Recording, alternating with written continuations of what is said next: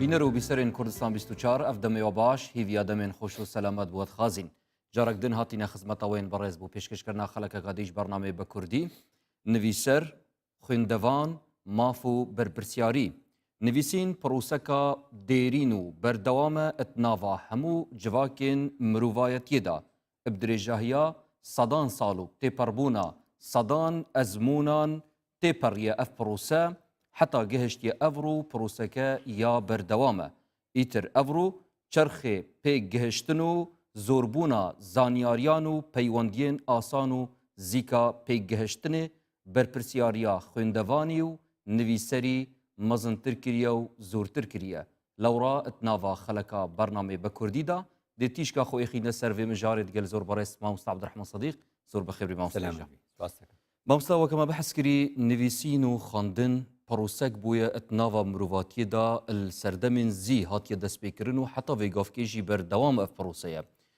Lewra me divêtin em êkem pirs arasteyî cenabê te bikeyn bûçî nivîsîna pertûkê berpirsyariye bû nivîserî bixwe. بەڵێ بەناوی خۆی گەورە و میهرەبان. ئەم باسە پەیوەست بکەینەوە بە یادێک کە ڕەنگە ینی نزیک بێ لەم ڕۆژانەدا تێپەڕمان کردبێ ئەویش پێ ئەوترێ ڕۆژی جیهانی کتێب. ڕۆژی جیهانی کتێب 23 چواری هەموو ساڵێکە. 23 چواری هەموو ساڵێک بۆچی کراوە بە ڕۆژی کتێب لەبەرەوەی یۆنسکۆ لە ساڵی 1995ەوە 23 چواری کردووە بە ڕۆژی کتێب لەبەر ئەوەی 23 چواری 1616 زاینی میلادی 1616 ڕۆژی لەدایک بوون و وەفات و ئەوانەی چەند نووسەرێکی ناسراوی جیهانیە زیاد لە نووسەرێکە لەبەرەوە ئەو ڕۆژەیان کردووە بە ڕۆژی جیهانی کتێب. باشە ئێمە دەتوانین لە ڕۆشنایی و لەبەر ڕۆشنایی ئەو ڕۆژەدا لەگەڵ چۆن دەڵێ ڕووداوێکی تریشکە پێشانگای نێودەوڵەتی کتێب بوو هەر ساڵانە کوردستان باڵێ ساڵانە بێ و ماوەیەکی زۆریش نابێ ئەویش کۆتایی پیاتوە و خەڵکێکی زۆریش کتێبی کڕیوە. لە نێو ئەو کتێبانەشدا وەکو دەڵێن ڕێژەی یەکەم هی کتێبە ئاینیەکانە کەواتە بەرنامەکەی ئێمەش ڕۆشنبیری ئاینیە. ئەم دوو بەروار و ئەم دوو ڕێککەوتە چ پیشانگای کتێب و چ ڕۆژی جیهانی کتێب کە 23 چواری هەموو ساڵێکە لێک دەین لەگەڵ یەکدا شتێکمان بۆ دەرەکەوێت ئەوش ئەوەیە. بەڵێ یەکەم ئەبێ بزانین پێناسەی کتێب چییە؟ ڕەنگە ئێستا تۆ من لە کاغەزێکی بەردەمی خۆمانە شتێ بنووسین ئەمە نابێ بە کتێب پێ ناوترێ کتێب ئەمە بابەتێکە و چۆن دەڵێن ئەو مەقالەیەکی نووسیوە وتارێکە. ڕەنگە تۆ لە ڕۆژنامە شت بنووسین بە تۆ دەڵێن ڕۆژنامە نووس بە تۆ ناڵێن نووسەر. بۆیە ئێمە یەکێتی نووسەرانی کوردمان هەیە و سندیکای ڕۆژنامە نووسانی کوردستانیشمان هەیە. ڕۆژنامە نووس جایە لە نووسەر. ڕۆژنامە نووس کەسێکە کاری هەردووکە هەر نووسینە جیاوازی چ داهەیە؟ جیاوازی ئەوەی کە لە ڕۆژنامەدا دەنووسێ وەکو ناوی بەخۆی دەوڵەن ڕۆژنامە یعنی نامەی ڕۆژ. یعنی تۆ لەو بابەتانە دەنووسی کە پێداویستەکانی ئەو ڕۆژەیە. ئەگەر ڕۆژنامەکە ڕۆژانە بێ باسی ئەو ڕۆژە بنووسی نزیک بەو ڕۆژە. هەفتانە بێ هەفتانە بێ. ئەنکو پەردووک تشتێکی استراتیجیە. کەواتە پەرتووک پەیوەست نییە زۆربەی جار بکاتەوە. تۆ ڕۆژنامەیەک بڕوانە ئەگەر تۆ ڕۆژنامەی ئەمڕۆت لەبەر دەست بوو پشتی هەفتەیە گوتیانەوە ڕۆژنامەی بەری هەفتەیەکە چ لێ دەکەی ناخوێنیتەوە وایە بەس دەڵێن ئەم کتێبە هی بەری 1000 ساڵە تو دەخوێنیتەوە. کەواتە زەمن کات لە مەسئلەی ڕۆژنامەدا زۆر گرنگە کە دەڵێن ئەم هەواڵە زۆر جار هەیە ینی کەناڵەیەک یان ڕۆژنامەیەک هەواڵەکەی تاخیرە بێڵێن بابەوەی پێرەیە ئەوە هیچ نییە دوێنەیە وانە بەس لە کتێب کەس وا ناڵێ ناڵێن ئەو کتێبە هی بەری 100 ساڵە نایخوێنەوە دەیخوێنێتەوە. کەواتە ئەوە مەسەلەیەکە بۆیە گوتراوە ئەمە لە ڕووی زەمنەوە لە ڕووی چۆن ئەڵێ شێوەوە تۆ گەستە ماشاکی ڕۆژنامە دەکەیتەوە لاپەڕەکانی ڕۆژنامە چۆنە کتێب نییە بەڵام کە کتێب دەکەیتەوە ئەو کتێبانی پشتی ئێمە هەمووی نووسراون و قەبارەی دیاریکراوی هەیە و دوو بەرگیشی بۆ کراوە. ئەو دوو بەرگ ڕۆژنامە بەرگی نییە. ڕۆژنامە لاپەڕی یەکی هەیە و لە تا لاپەڕی کۆتایی بەڵام بەرگ بۆ بەهەیە بۆ کتێب. ئەلێرە پرسیارەکەی تو ئەلێرە دەست پێکە بەرپرسیارەتیە کتێب. ئەگە من لە ڕۆژنامە نووسیم ئەگە وتارێکم نووسی ئەگە بەرنمەیەکیشم کرد هەر بیرروڕایەکی من کە هەبوو ئەوە دوا بیرروڕام نییە. ڕەنگە هەفتەیەکی دی لەسەر ئەم بابەتە بە جۆرێکی ترش بەڵام تەمان دەمدا بەرپرسیاریژی هەر هەیە بەڵام بەرپرسیارەتیەکەی زەمەنیە. یعنی ئەگەر بێت و من لە هەر قسەیەک پەشیمان ببمەوە لە هی ئەم هەفتەیە بۆ نمونە هەفتەی داهاتوو ڕوونکردنەوەیە کە دەمەڵێم ئەو قسەی کە کردم وابوو ئەوە وایە بەس کتێب کە دەنووسیت و دەڕۆی ینی تۆ بڕیارت داوە کۆنکریتی بێ ئەو بەرپرسیارەتەکەیتی بۆ یە کە پێناسەی کتێب دەکەن ینی ئینگلیزەکانیش دەڵێن کتێب چییە ینی written or printed bounded by covers یعنی شتێکی نووسراوە یا چاپکراوە بەڵام چی زائیدەن کۆچی bounded by covers لە نێو دوو بەرگدا قورئان بۆچی کتابە بەرگی ئەم سەر و ئەو سەری هەیە کۆنکریتیە لەبەرەوە راغبی ئەسفەهانی بەڕەحمەت بێ دەڵێ ئین الشەیء یوراد ثم يقال ثم يكتب بە کوردی هەموو شتێک لە سەرەتاکان لە ناخی ئینساندا دەویسترێت ئیرادەیەک هەیە دوای دەیڵێ دوای دەینووسێ کە نووسی بوو بە کۆنکریتی بەرپرسیارەتی دەست پێ دەکات چونکە گوتی ئەوەی زۆرجار لە من دەپرسن بۆ هەموو ئەم بەرنامەیە ناکەی بە کتێب ئەڵێم لەبەر ئەوەی هەموو هەفتەیەک من شتێکی تازە فێر دەبم پێم وایە ئەو خاڵە ئەوی دیکە ڕەنگە بەهێزی بکە یا بیسڕێتەوە یا بیخاتە جێگەی ئەبینی چۆنە کەواتە کتێب بۆیە بەرپرسیارەتیە ئەو کەسانەی کە کتێبیان نووسی ئێستا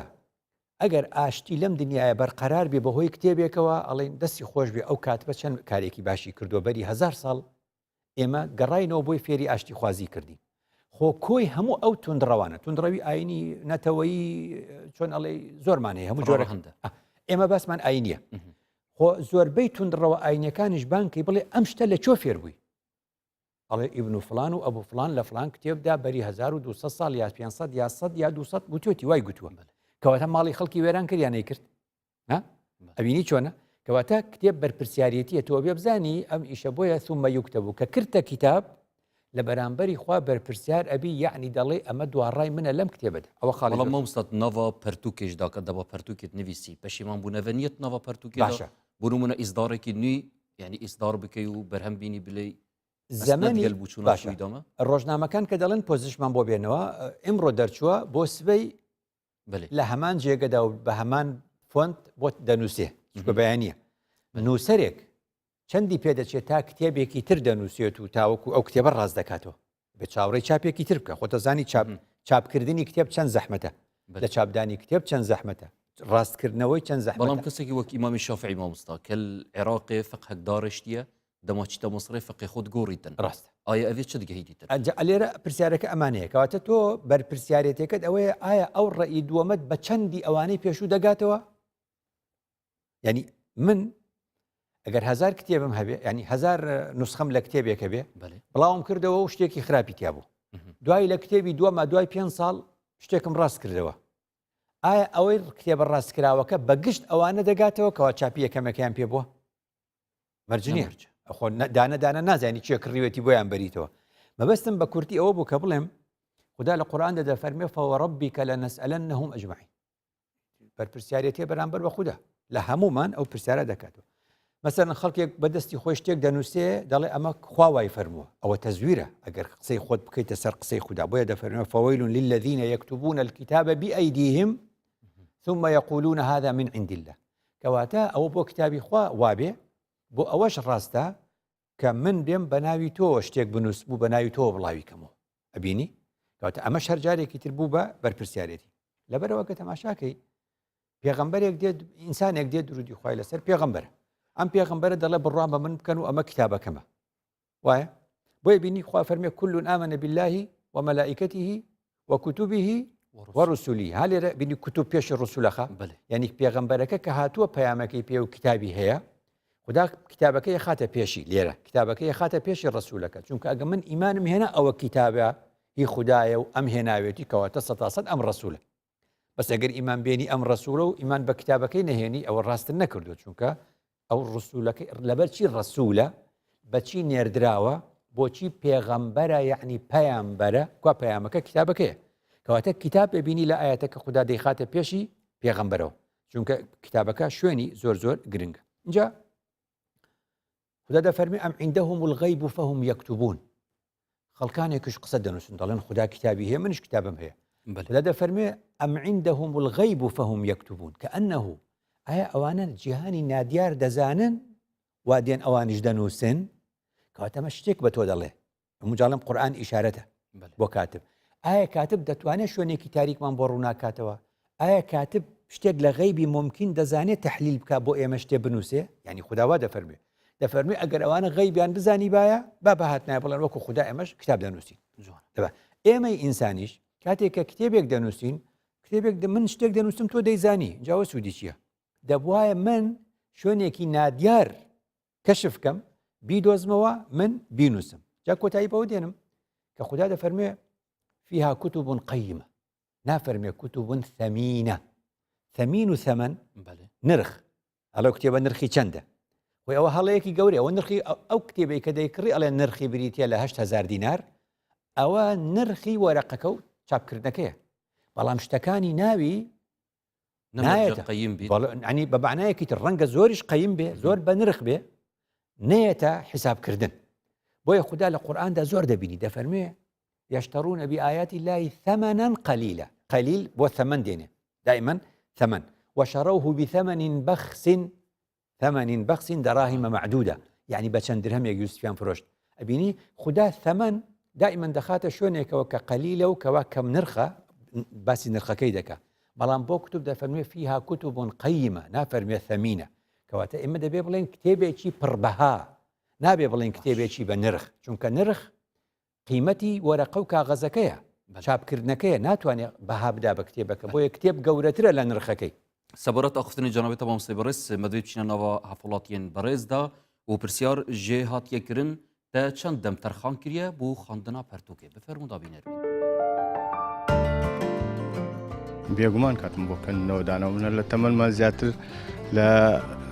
بڵێن لە ئەعدادیەوە هەر خەریکی کتێبخوێنەوە بوومە تا ئێستا ئەوەی کە زۆر گرنگیم پێدا بێ لە ژیانما خوێنەوە بۆ تەنان چەندین کتێبم هەیە نووسینی خۆم و تەرجمەش بەشەکەیە کتێبی دەخیتەوە مەسەر دەکڕی بەس مەسەر لە پەیجی یان لە فەیسبووشی یان مەسەر بە کابرایەکی زۆر معجیبە ئەو کابرای بەعسی و کتێبی دەکات زۆر زار لێرە مصدرێک ئەو کابرا بەزنای کابراایەکەمانە دەمەسەدەری ئەو ممەسیرە گوتی ئەو کتێبە بخینەوە کابرا بەعادێک لا پڕ کتێبی نەخیتەوە بەسکە معجیبە بەوی گوتی ئەو کتێب بخینەوە کتێبەکەی کڕیە لەوانەیە پێشتەوە کتێبەیە کە زایجوان نەکردەوە 10,000 پێدایە و بەشی دووەم مەسەلەن ئەو کتابەی کەوا ئەو کەسانی کتێب دەکەن بەڕاستی خوێنەری کتێبن چونکە کابرا خوێنەری کتێب نەبی 100 مەجای بە کتێبەشی نادا لە وڵاتەکەی مەچلیۆک تەماتەرە کتێبەشی میمترە ئەو واقعە وایە یعنی ئەگە بکەینە شێوەیەکی گشتی 170 تقریبا 70 لە هەموو کوردستان 100 خوێنەرە بێگومان خوێندنەوە خواردنی ڕوحەوەکو ئاڵێن بەڵام ئێمە لە بەحکمەوەکە لە کوردستانە ئەژین بەڕاستی هەموو پلانەکان ئەگۆڕێ زۆر جار ئەو پلانەنێ بۆ کتێب خوێنەوە دەیانەی وات لی ئەکات یعنی ناتوانێت مەجای کاتێکی وات نەبێ بۆ خوێندنەوەی کتێب بە حکمی ئەوەی کەم مۆزەفم ناتوانیان دەوامەکەم ئەو مەجاالەی نەدایمێکە زیاتر ئەو فەراغی ئەو بکەم بەس من محاولەشم کردیە کە بۆ خاتری ئەوەی فەراغەکان پڕکەمەوە بە ئەوەی ڕۆشنبیر یعنی بە کتاب خاستە کتابکردنەوە زۆر شتێکی ڕۆشنبیرە و ڕۆژ تێگەیشتی زیاترەوە دەبیت و سوودی زیاترە و تخيني بكتبه و همي لو نوع جورة كتاب وكي روماني ونوشات داروني بس نوف ما راخي بودينان دا نوشات كتب ڕەوشان بیرەوەی یۆگێمە وەگی ما نەوچە باڵاقەت نینە تێبخێنەوە شتێکە لەگە ناختا قساکەت تۆ لەگەڵ برادێکە قساکەی برادەکە تەنیا زمان و گوێیەکانتە بەڵام کتێب لەگە ناختا قساکە یاخۆ لەگە هەست و قساکە کتێبەکە جوانتر تێی دەگەی خواندنەوە کتێبەوە گەلێکە مهمە و بە هەر کەسێکی هەر کەس دەست پێ بکات و ینی مرۆڤ پێشکەوێت خواندنێ خواندن ینی عەلمێکی مرۆڤ خواندنێدا خۆ پێش دەخی زۆر سپاس بۆ بەشداریە هەوێن هێژاک و هەوە ڕاو سەرنجێن خواڕاستەی مەکرین دەستێت وەت خۆش بن مامۆستای بەڕێز ئەم زەڤڕی نەفسەر تەوەرێ خۆی سەرەکی ئەرکێ سەرەکی نویسەری چ تشتا و کەسێت شتێکت نویسیت و خەڵکێکی ڕاتوەشینیتن چ ئەرک کەویتە سەر شانی نوێی هەڵوێ نویسینێ ڕاستە وەکو لە قسەی بەشداربوانیشە دەرکەوت ینی ئەتوانی بڵێ نووسین جۆرێکە لە شایەدیدان بەێ چونکە تۆ دەنووسیت دەیکەی بە کتێب لە نێو دوو بەرەکدا دوجار بڵاوی دەکەیتەوە و دەمێنێتەوە ئەمە بۆ شایەدیدانە شایەدیدانە لەسەر ئەو سەردەمەی کە ئەو نووسەرە تێدا ژیاوە تۆ بڕوانە خەڵکێک هەیە ئەڵێ دین زۆر جوانە ئیسلام زۆر جوانە ئەوە تا کتاب وا دەڵێ کەواتە ئەم کتابە کە پێشی 1200 ساڵ نووسراوەتەوە وانە ئەم کتابە وای گوتووە خەڵکێکی تریشەیەڵێ ئیسلام دینێکی خراپە ئەڵێ بە چمشێر بڵاو بۆتەوە ئەڵێ لە بینی خۆیانە خراپ بوونە ئەڵێ سەحابە یەکتریان کوشتووە و ئەڵێ دەڵێ ئەی تو ئەم قسەیت لە شوێنە ئەوش کتابت پێ نیشان دەدا ئێمە لە ڕاستیدا نە ئەو کاتبانەی ئەو سەردەمەیەکی ناناسین وەکو ناسین کو ئێمە پێشی 1200 ساڵ نەبووینە بەس کتێبەکانیان ماوە ئەو کتێبەی کەوا لە ڕابردوودا نووسراوە و شایەدی دەدا لەسەر سەردەمەکەی خۆی یەکێک گوتوێتی سەردەمەکە سەردەمێکی وێرانکاری و ناخۆشی بووە و تاڵانی بووە یەکێکی تر گوتوێتی نەخێر سەردەمی سەعادەت و خۆشی بووە هەر یەک لەمانە بۆیە ئیمامی شاتیبی بە ڕەحمەت بێ چ دەڵێ هەموو شتێک کە دەیڵێ کە دەینووسی دوشتی هەیە یەکێک لەو شتانە مەقاسیدی هەیە تۆ مەبەستێک تێ بەڵام شتێکی تر هەیە پێڵێ نظریەت المەئالات یعنی مەئال یعنی داهاتووی ئەو شتە چ دەبێ یعنی پێشی 1000 ساڵ یەکێک کتێبی نووسیوە ئەلێ ئێستادا یا کێشەی بۆ حەلکردوین ئەڵێن دەستی خۆش بێ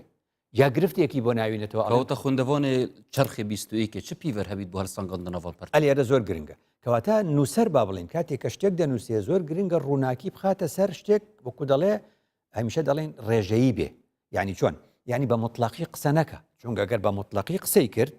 هەموو شتەکانی بڕاندەوە ئەو گرفتانەمان بۆ دروستەکە کە ئێستا لەم سەردەمە دروست بووە یعنی ئێمە بەشی زۆری گرفتەکانی ئەم سەردەمەمان هیچیە لە ڕووی ئاینیەوە هینێو کتێبەکانی ڕابردووە کەواتە دەبێت کتێبەکانی ڕابردوو دەبێت کاتبەکانیان چ بەرپرسیارەتێکیان هەبێت لە بەرامبەر خوددا ئەگەر گرفتیان نابێتەوە دەبێت چ پاداشتێکی باشیشیان هەبێ ئەگەر پێشی 1000 ساڵ کێشەیەکی ئێستایان حەل کرد بێ گوتنەکەت ناوە خوێندەواناندا مامۆستاد بێژن هەر پەرتوکەکە تو بخوێنی چاوێک گومانی بخویدە یانکو چ جار خوڕادستی چ پەرتوکەکێنەکە گشتی زۆر ڕاستە دەڵێن ئەگەر هەر کتێبێکت خوێندەوە 100% بڕوا بە گشت ئەوەی نێوی دەکەی باسمان لە کتێبی ئینسانە کتێبی ئینسان باسی قورئان ناکەین باسی کتێبی ئینسان دەکەین کتێبی هەر نووسەرێکت خوێندەوە بەرگ بۆ بەرگی 100% بڕوات بە هەمووی کرد واز لە خوێندنەوە بێنە تۆ بە کەڵکی خوێندنەوە نای بۆچی چونکە دەبێت تۆ بە چاوی وەڵی گومان ئیمامی غەزالی قسەکەی تۆی کردووە ئیمامی غەزالی وای فەرمووە دەڵێ ئەبێ بە چاوی شەکەوە لە شت بڕوانی تا بگەی بە یەقین کەواتە خدا بۆ کتابەکەی خۆی چی فەرموو دەبێت ئێمە لێ فێربین خۆی من هاتوانین قورئان بنووسین بەس دەبێت لێ فێربین تا بزانین کتێبێ بۆ خۆمان بنووسین خدا فەرمی لو أنزلنا هذا القرآن على جبل لرأيته خاشعا يعني ئەگەر ئەم قورئانەمان دابەزاند باە سەر چیایەک لرأيته چیاکە چۆن دەبینی خاشعا متصدعا يعني چیایە بەڵام چۆن متصدع دەبێ يعني شەق دەبوو لەت دەبوو کە کاتێک چیا شەق دەبێ و لەت دەبێ و دووکرد دەبێ هەرچی لە نێویدایە دەبینرێ کەواتە وەزیفەیەک لە وەزیفەکانی قورئان چییە دەرهێنانی ئەو شتانەیە کە پێویستە بیبینی و نەبینراون بڕوانە خدا بە پێغ ئەمە نمونەیەکی مادی بوو خدا لەمەوە بە پێغەمبەر دەفەرمێ لە جاتی چۆن دەڵێ لە بری ئەوەی بە پێغەمبەر بفەرمێ مثلا ئودعو لێرەیە ئەفەرمێ چی ئەفەرمێ فاصدع وەک متصدعەکەی پێشوو فاصدع بما تؤمر وأعرض عن المشركين فاصدع بما تؤمر ئەوەی کە خدا فرمانی پێ کردووی ئەو پەیامی کە خدا پێی گوتووی بیگەێنە بەچی فاصدع بما تؤمر صدع يعني جارێکی تر بۆیە ئەم وشەیەکی قورئانیە زۆر وردە بەمانە ما معنى الصدع يعني چی لە قورئاندا کەواتە صدع بمعنى الشق يعني شتێک ئاوا بە یەکەوە لکابێ کاتێککە ئاوا دەیکەیتەوە من دەستی خۆم ئاوا گرتۆ بۆ تۆ نازانێن لە دەستی مناچی هەیە کاتێ ئەڵەی فەزدع دەسم ئاوا دەکەم و دەزانی تایەتی یاشی تێدا نییە کەواتە خدا دەفەرمێ بە پێغەمبەر فەزدع بما تؤمر ئەوەی کە خدا پێی ڕاگەیاندووی ئەوە بڵێ لێرەیە لەم زمانە ئەوە زۆر مەسلەیەکی گرنگە خدا دەفەرمێ لە نمونەیەکی مادیترە تۆ یەک خراوتە نێو ئەرز ئەم تۆ چۆنە بێدە خدا دەفەرمێ والأرض ذات الصدع ئەرز چۆنە سەدعە شەق دەبا دەکرێتەوە ڕووەکەکە دێتە دەر ئێمە نەمانزانین لەوێ ڕووەکەیە وا هاتە دەر کەواتە یەکێکەڵێ ئەوەندە سرم دێشێ خەریکە سرم شەق بەرێ واناڵێ ڕاست ئێوە سوداع ئەوەش لەوە هات متصدع فەزدع صداع متصدع و فەزدع و صداع کەواتە صداع بوو بەچی فەزدع کەواتە خدا پێمان دەڵێ خدا پێمان دەفەرمێ فەزدع بما تؤمر يعني كاتب لە بوارێکدا سە بوارەکەی بواری ئاینیە لە هەر بوارێکان نووسی دەبێ سەد عێب بکە ڕاستیەکان بخاتە ڕوو ئەگەر لە بواری ئاینیە ئەو شتانە بڵێ لا يخاف في الله لومة لائم ويخشونه ولا يخشون أحدا إلا الله إن جاب على سري قصد بيالين جونت بيدن كافر تكن زنديق تكن تو أتوي صدع بكي أو دروكا كناور الصدع بكا لضليايتي من زور كس أناسي مو توش زور كس أناسي هي لبواري سياسي ناور الصدع بكا راسي قبله هي لبواري آيني ناور الصدع بكا راسي كاش تزاني وناور بيقول لك كاكا تو ناو خلق حيام شوف خوان بيبلن وان بيبلن أجزاني كأبي الصدع بكا أو صفتي بيغمبرانا كصدع دكن شتكان رون دكنو بويا إمام الذهبي للسير إعلام النبلاء فرموي الصدع إشي كسيكا بس أبي صديقين أتوان أوف كان دفرمي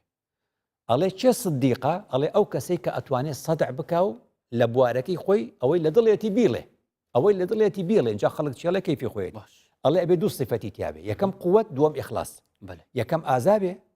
بەڵام بەکافینیە دووەم ئیخلاص و دڵسۆزی بەچڕبت چەندی بەهەیە ئەم دووە بۆ ئەوەیە کە ئەشەیەکی قووەتی هەبێ بەس دڵسۆزی نیە لە کورە بۆچی یەکی بۆ بێڵێم یەکێتر دڵسۆزی هەیە بەس ترسنۆکە ناوێرە بێڵێ کەوا بێ لێرەمە زۆر گرنگە کە مامۆستای خۆمان لە ڕۆژهەڵات مامۆستا ئیبراهیمی مەردۆخی بە ڕەحمەت یادی بەخێر دەڵێ بە مامۆستا کتێب دەنووسێ ئەم کتێبێکی هەیە بە ناوی تیشکێک لە قورئانی پیرۆز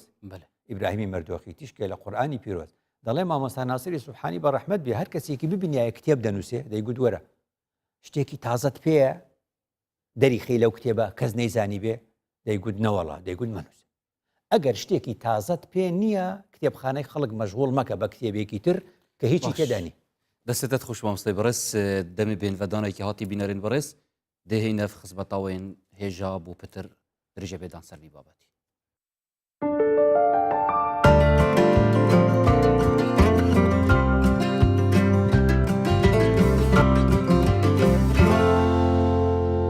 دووبارە سەڵاف بینەرین بەڕێز بەردەوامین بوو پتر درێژە پێدان سەروێ خەلەکا مەدەست نیشانکردی نویسەر و خوێندەوان ماف و بەرپرسیاری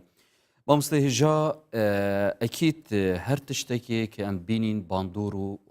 وەکو بێژنێت تەسیرە خۆ هەیە لەسەر کۆمەڵگەهەیە بەلێ دەمام سەحتکەینە نویسەری کورد بوچی باندوراویە لاوازان کوا کێمە ئەتناف جواکی کوردیدا کورد لە وەکو خۆمان کوردین یعنی ئەبێت دیراسەیەکی باشی خۆمان بکەین کورد لە زۆربەی کارەکانە پەلەیەتی یعنی چۆن یعنی ئەگەر ڕۆژنامەت نووسی دوێنێکە نووسیوتە دەبێت چاوەڕێ ئاسەواری مەقالێ بکەی دوێنێ نووسیوتە ئەمڕۆ شتێک کاریگەریەکی هەبێ وایە دوێنێ نووسیوتە مەسەرەن کۆمەڵێ پێشنیارە بۆ حکوومەت هێرێمی کوردستان وابکە بەلای کەمەوە ڕۆژێ دوو ڕۆژ ڕەنگەوتر حکوومەت بیخوێنێتەوە بەجێبەجێ بکە ئەوانەی کە ئەهلی بیرن ئەوانەی کە بیرمەندن ئەوانەی کە فکرمەندن ئەوانەی کە نووسەرن ئەوانەی کە کتێبن ئەنووسن دەبێ پەلە نەکەن جا لە کوردەواریدا بەداخەوە یعنی شتێک هەیە من وەکوڵی هەستم پێ کردو تۆش زۆر بەمان هەستمان پێ کردووە یعنی کە سێری مەزنەکانی پێشووی ڕابردووی خۆمان دەکەین سێری گەورە پیاوان و گەورە هەر شەرنیە گەورە پیاوان گەورە ئافرەتانیشمان مستەڵەحێکە فێری بووینە بێ ڕاستی کەینەوە گەورە کەسایەتەکانی نێو کوردەواری کاتێک کە تەماشایان دەکەی کتێبەکانیان دەخوێنی تۆ لە نێو کتێبەکانیانە ئەگەر دیوانی شعر بێ ئەگەر نووسین بێ جۆرێک لە ناومێدیان پێوە دیارە هەمویان لە کۆتایی ژیانیا جۆرێک لە ناومێدیە مەسەرەن نمونە بێنمەوە بورە دیوانی بێکەس دەڵێ مەرحەبە ئەی جەهل و وەحشەت مەرحەبە یعنی لە ئەخیرا تەماشاکە کەس ڕێزی دەرئەنجامی چتش بووە ئەو ناومێدی لەوەی کە ئەو پەیامێکی هێودەیەوێ بیگەێنێ و ئەوێ لە ژیانی خۆیان ئاسەوارەکەی ببینێ نابینێ کە نابینێ جۆرێک لە ناومێدی پێوە دیارە تۆ زۆر جا دەبینی بیرمەندەکانی خۆمان لە کۆتاییدا زۆر ماندوو دەبن ئیتر دەکەونە گلەی کە من شکر بخوا لە عمرمە قەت گلەی لە کەس ناکەم بۆچی نایکەم چونکە بە تەمانیم قسەکانم ئەمڕۆ بێتەجی بە تەمام قسەکانی من بۆ دوای مردنی خۆم کاریگەری هەبێ پەلەم نییە لەبەرەوە ئەمە کە ئەبینم لە بیرمەندی کورد ئەبێ من دووبارەی نەکەمەوە مەسەلەن کە تۆ بینی علم ئێسش خەڵک واڵێ خەڵکەڵێ علم هیچ قیمەتی نییە بەوزەمێکی لە بەشدار بووان ئەڵێ نرخی کتێبێک هەرزانترە لە نرخی چلوەیەک تەماتە ئەوە جۆرێک لە گلەیی دەکە نازانێت کە کتێب باسی نرخ بەکو باسمان کرد کتێب نابێت نرخی بۆ دابنی کتێب زۆر گەورەترە لەبەر ئەوەی بیر و بۆچوونەکانت بگا ڕەنگە مەبەستت بێ بە خۆڕایی بیدەی بە خەڵک لەبەر بیر و بۆچوونەکان مەسەلەن حاجی قادری کۆی بە ڕەحمەت بێ خەباتێکی یەکجار زۆری کردو بەڵام دوجاریش خۆ هەر دەخوێنیتەوە حاجی قادر بە ڕەحمەت بێ دەفەرمێ ینی چۆن دەڵێ دەربارەی کوردەواری کە دەڵێ بەردەوام لە خەمی مڵک و میلەتم بەردەوام لە خەمی مڵک و خەڵکم یعنی ئەمە لە دێڕە شعرێکە دەبینی ینی ئەو خەمبارە بێ کاتێکە ئەبینێ دەوروبەرەکەی ئەزیەتێدەن ئازارێدەن شار بە دەریەکەن دەڕوا ئەمە جۆرێک لە ناومێدی بۆ ئینسان دروستەکە مەسەرەن نالیش هەروە ئاواری وڵاتان بۆ لە ئەستەمبوڵ ئەو شوێنانە نێژراوە مەسەن نالیش دەڵێ مدەتێکە بە میزانی ئەدەب توحفە فرۆشم بە میزانی ئەدەب تەماشای شتەکان بکەین من وام زانیوە ئەم قسانەی من وەکو توحفە و شتی دەگمەن و نایاب و ئەنتیک وایە ئاوا دەیفرۆش وەکو چۆن دەڵێ زێ ڕوزی و دەفرۆشی بە نرخێکی ئاوا من وام زانیوە من ئەوم زۆرم وت و کەس تێنەگەی ئێستا خەمۆشم یعنی ئەو قسانی من کردم خەڵک تێنەگەشت کە تێنەگەی بۆی ئێستا خامۆشم ئیدی تر وازم هێنا تااقەتم نەما توانام نەما ئەمانە هەمووی لە کوردەواری دەبینی مەلای گەورە بە ڕەحمەت بێشتی کاری باشی کوردە مەسەن عینی ئەوش دەڵێ یعنی هەتا دەمرم لە بۆ کوردان دەناڵم عیلاجیان چۆن بکەم هاوار بە ماڵم یعنی نازانی ئەڵێ عیلاجیان کوردە چۆن بکەم ئەو قسەیە قەدیمە ئێستا شەرە و قسانە تۆ دەبیستیتەوە ڕەفیق حلمی بە ڕەحمەت بێ هەر بە هەمان شێوە دەڵێ یعنی ئەم تەفریقە و ئەم چۆن دەڵێ جیاوازی و دووبەرێکی و ناکۆچەی نێوان خۆمان ئێمەی گەیاندە ئەم ڕۆژە بۆیە هەموو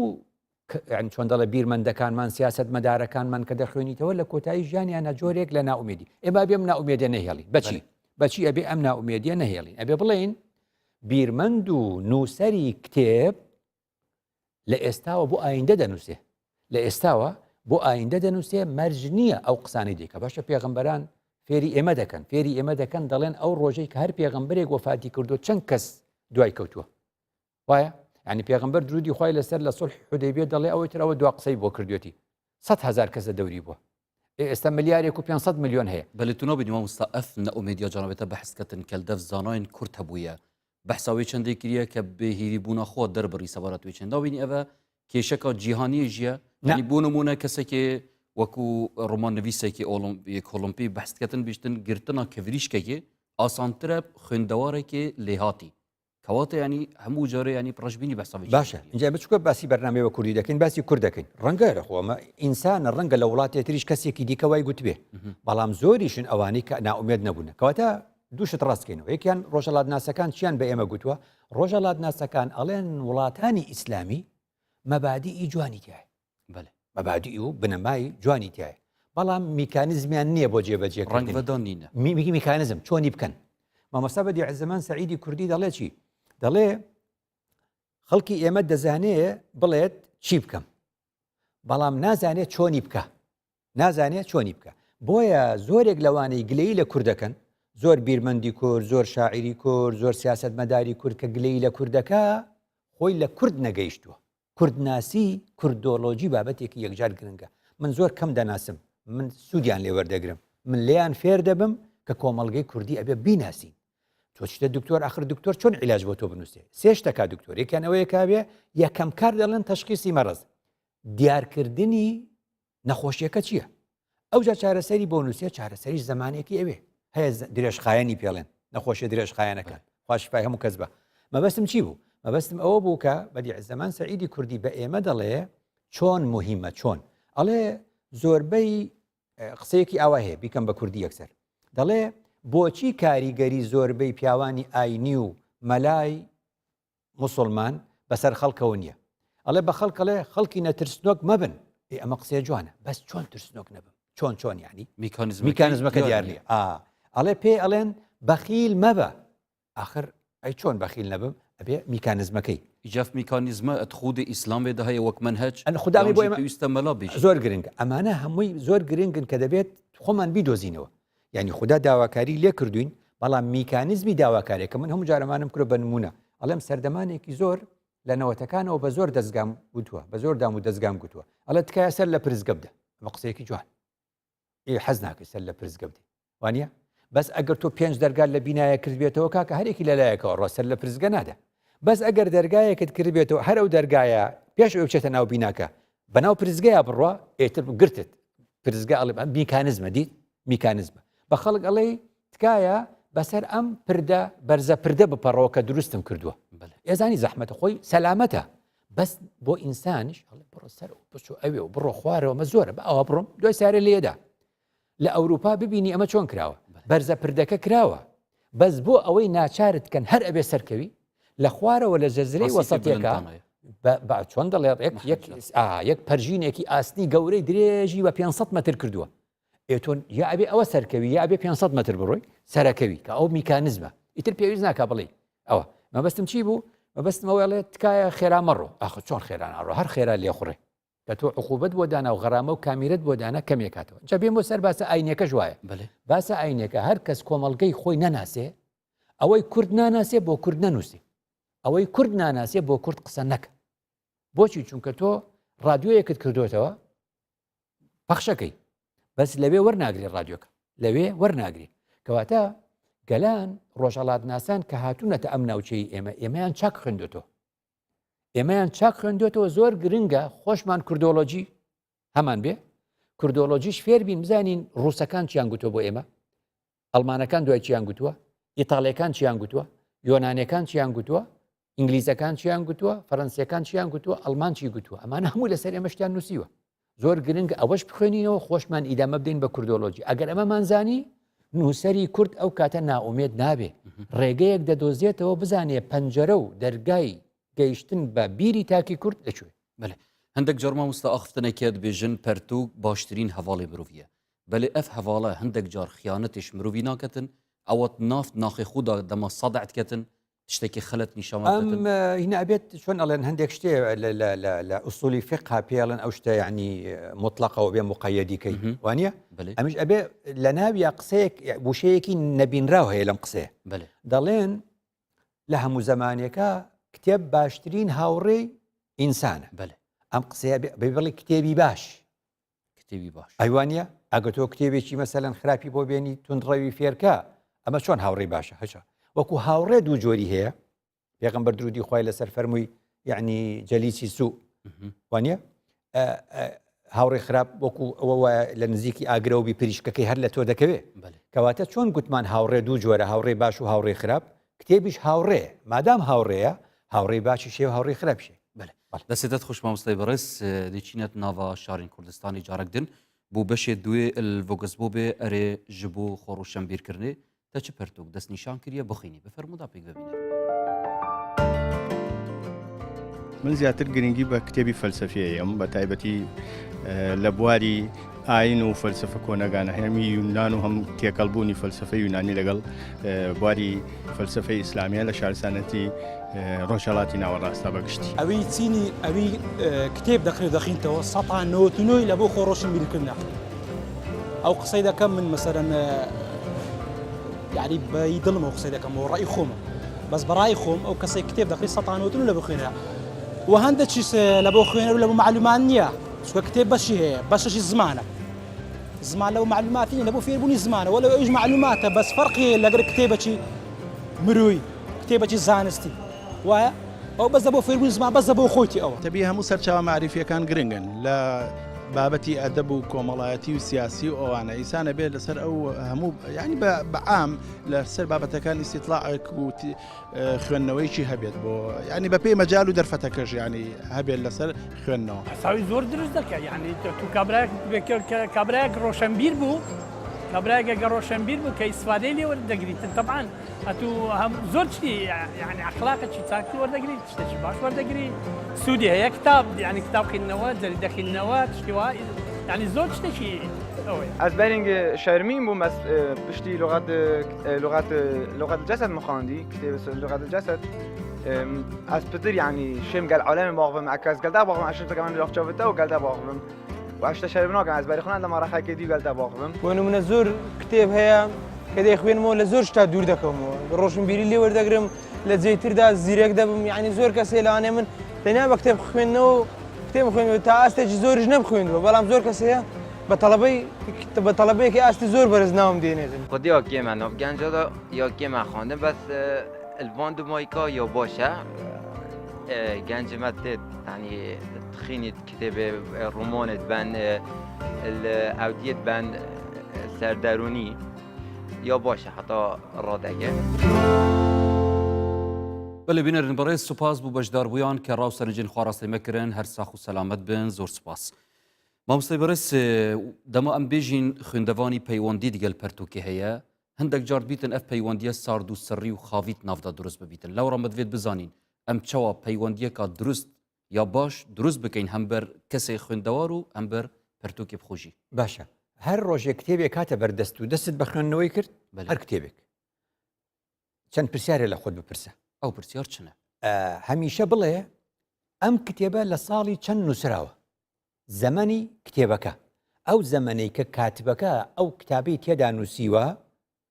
وانە تۆ ساڵی چاپەکەی نووسراون ڕەنگە چاپەکەی نووسرابی ئەوە چاپی بیستەمە مەسەرەن 2019 وایە ئەوە نا ئەوم بەبەستە ئەوە گرنگە بەس گرنگ ئەوەیە نووسەرەکە لەو زەمانە کەی بۆ ئەمەی نووسیوە بۆ چونکە لەوە شتێک فێرەبی نمونەیەک بۆ بێنمەوە بۆی باشتر وازح بێ باشە کتێبێک لەم پیشانگای کتێبە لەم پیشانگای کتێبە بەڕێزێک چەند کتێبێکی کڕی بوو یەکێ لەو کتابانەی کە کڕی بووی الهەوامل والشەوامل هەوامل یعنی شتی پەرش و بڵاو شەوامل یعنی چۆن کۆیەکەیتەوە ئەمە هی ئەبوو حەیانی تەوحیدیە ئەوە حەیانی تەوحیدی 175 پرسیاری کردووە 1 2 3 4 5 پرسیوەتی دایوەتی بەچێ دایوەتی بە ئیبن مسکەوەی ئەو زمانی خۆیانە ئەوی جوابی داوەتەوە کەواتە ئەو کتێبە بریتە لە پرسیار بریتە لە 175 پرسیار لە هەموو بوارەکانی ژیان ئەو ئیبن مسکەوەی جوابی داوەتەوە ئەم کتێبە کە چاپ کراوە و ئێستا لە 2019 لە پیشانگای کتێب نووسرا ئێستا لە لای منە وای خوێنمەوە وتم زانم 175 پرسیار ئەم کتێبە دەستنووسەکەی هی ساڵی چەنە هیچ 440 هیجریە دەستنووسەکە لە ئەستەمبوڵە دەستنووسەکە ئەوەی کە ئەم کتێبەی چاپ کردووە ئەڵێ دەستنووسی ئەم کتێبە خاوەنەکەی نووسیوەتی مەلەکت و هاتە الکتابە فی 440 هیجری ئێستا من و تۆ قساکەین ساڵ چەنە هیجری 1440 ئەو کتێبەش خاوەنەکەی کەی کڕیوێتی لە 440 هیجری یعنی ڕێک 1000 ساڵ پێشی ئێستا کاتبەکە کە ئەو کتابە ئەوە مالیکەکەیەتی کاتبەکە کە کتێبەکەی نووسیوە خۆی کەی وەفاتی کردووە لەو تاریخە زووتر وەفاتی کردووە یان لە پێشی 440 لە 375 ئەوانە وەفاتی کردووە مانای وایە بەلای کەمەوە کاتبەکە ئەم وەڵامانەی داوەتەوە پێشی 1025 ساڵم وەڵامی داوە زانی ناوێت دوورێکە چ مفاتێدا هەیە ڕاستە پرسیاری 174مین ئەڵام 175 پرسیاری تێ 174مین سوال ئێبوو حەیانی تەوحیدی دەڵێ ئەرێ ئێمە سەری ئاسمان دەکەین بروسک دێ و دەنگی هەوریش دێ بۆچی بروسکەکە لە پێشا زوو دێ بۆچی دەنگەکە تاخیر دەبێ ئەو پرسیارە بەری 1000 ساڵ کراوە چ دەڵێ لە وەڵامەکەیە ئیبن مسکەوەی چ دەڵێ بە ئەبوو حەیانی تەوحیدی دەڵێ ئیتر بەرق وایە ڕووناکی وایە ڕووناکی زەمن نازانێ دەڵێ ڕووناکی لا زەمانە ڕووناکی ئەوەندە خێرایە زەمان نازانێ هەر لەکوێ دەرکەوت دەرەکەوێت لە شوێنەکەی تر لە شەرق دەرکەوت لە غەرب دەرەکەوێت ئیستر عیلم پشتی 1000 ساڵ واناڵێ دەڵێ چی دەڵێ تیشکی ڕۆژ ئەم تیشکی ڕۆژەی کە بە من و تۆ دەگا عیلم ئێستا چ دەڵێ قیاسی کردووە دەڵێ تیشکی ڕۆژ کە لە هەتاو جا دەبێتەوە بە 8 دقیقە اینجا دەگاتە ئێمە کەواتە لا زەمن نەبوو 8 دقیقەی پێچووە تا گەیشتووە دەبینی ئەو جا دەرکەوت سورعەتی بەرق سورعەتی ڕووناکی خێرایی ڕووناکی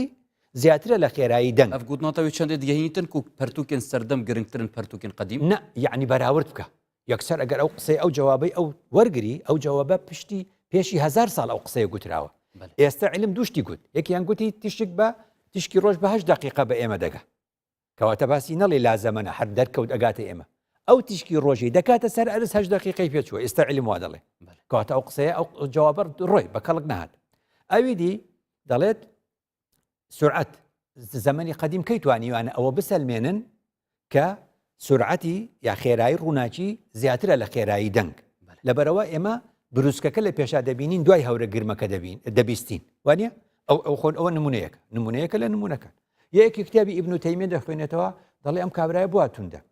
ئەی خۆ سەردەمی عەباسیەکان ئینفتاح زۆر هەبوو سەردەمی عەباسیەکان سەردەمی زێڕینی ئیسلامە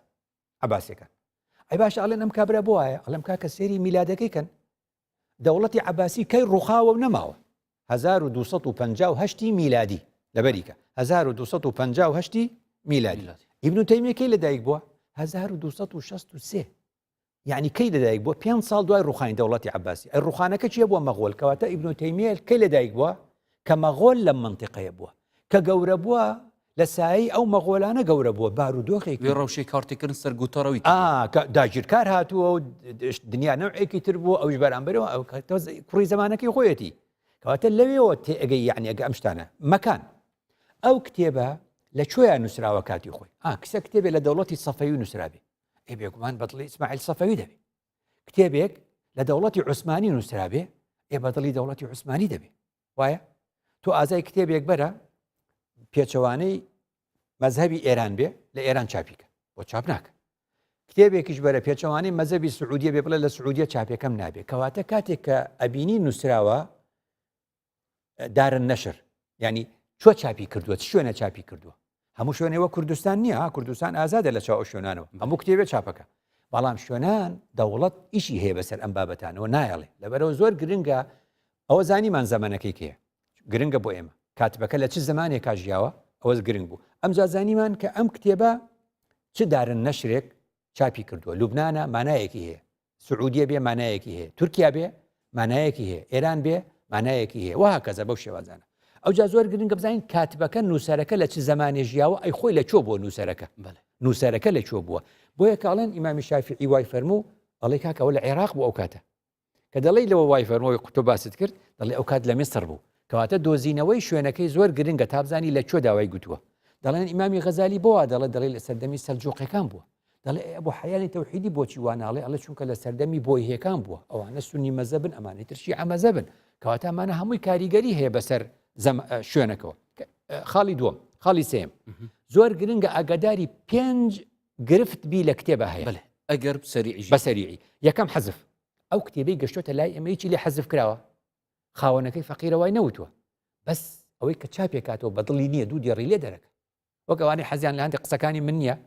ئەچەند 45 دقی بەرنامەکەم لێکەن بە 45 سانیە ئەڵێن ئەو برادەرە ئاوای گوتووە ئێوە من نیم ئەوە حەزفی قسەکەمت کردووە ئەمە لە هەموو زمانێکە هەیە دوو هەر کتێبێک کە دێتە بەردەست بزانە ئیزافە نەخراوەتە سەری ئایا قسەی تری قسەی غەیری خۆی نەخراوەتە سەری وەک ئێمەوانان کە زۆر جا قسەی خۆیانە خەنە سەر قسەکانمان ئەوش هەیە لە کتێبە خاڵێکی تر ئەوەیە بزانە تەجزیە نەکراوە تەجزیە یعنی چی ئەڵێ ئەمە کتێبی فلانە کەسە بەس کردومانە بە 20 بەرگ لەگەڵ بە 20 بەرگکردنە هەندێک لاپەڕی لێ دەرەکەن بە عەمدەن یا هەندێک جار بە سەهوەن ئەو کتێبە کە ئەکرێ بە ئەجزا خاوەنەکەی وای لێ نەکردووە نەشرەکە وای لێکا لە ئەنجامە مادام کردی بە بەش بەشی لێ فڕێدا بەشی بەناوی بەشەوە بەشێکی لێ فرێدا بەشێکی لێ زیادەکە چوارەم اختصار ئیمامی شافعی فەرمووی الاختصار آفة العلم آفة ئەوەی زەرەر لە علمەدا چیە اختصار آخر خاوەنەکەی ئەم کتێبەی لە 400 لاپەڕیا علمەکەی بە تۆ داوە تۆ ئێستاکەیکەی بە 40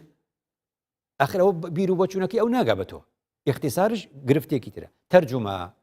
ئەم کتێبە هی فلانە کەسە عەرەبیە کراوە بە کوردی ئایان برادەرە کوردە تێگەیشتۆ لە عەرەبیەکە ئەمە قسەی ئەو نییە تەرجومەیەکە یا ئینگلیزیەکی باش نازانێ یا فارسیەکی باش نازانێ یا تورکیەکی باش نازانێ یا ئینگلیزی یا فەڕەنسی باش نازانێ وەڵام کتێبم تەرجومە کردووە ئەمە ئەم تەرجومەیە کتێبی تەرجومە کراو تا ئەتوانی نەخوێنیتەوە بچۆ بۆ زمانە ڕسمیەکە بچۆ بۆ زمانە ئەسڵێکە ئەمەش گرنگن لە بواری دەستێتت خوش مامۆستای بەڕێز بوو وان پێشنیارێن پڕ جوان و پڕهەژی بینەرێن بەڕێز وی ئاوای دەینە دومایەوێ خەڵێکیژی و زۆر سپاس بووێن بەڕێزجی کە هینجیت بەشدار بوون ئەتبینەریەدا هیڤیامە ئەوە مەشیابیتن خزمەتێکی پێشکەشی وێن هێژا بکەین ئۆ زۆر سپاس بوو هەفکارێن بەڕێز وانجی زەحمەت مەڤە بر و تا دومایە خەڵێکی ببینم خێر و شاد خدای مەزن مەهەمیان بپارێزیتن